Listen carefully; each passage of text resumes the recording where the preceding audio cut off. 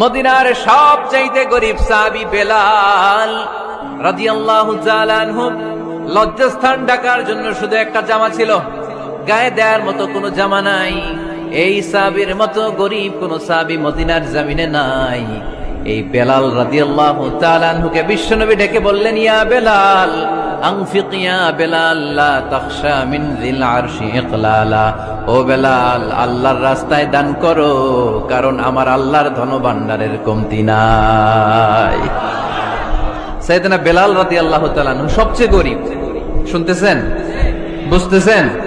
সবচেয়ে গরিব। ডাউন পার্টটা ঢাকার মতো একটা গার্মেন্ট ছিল, একটা কাপড়, এটা পেঁচায় আসতো, নামাজ পড়তো। গায়ে রাখার মতো কোনো জামা নাই, আর খাবার দাবার টাকা পয়সা বলতে নাই।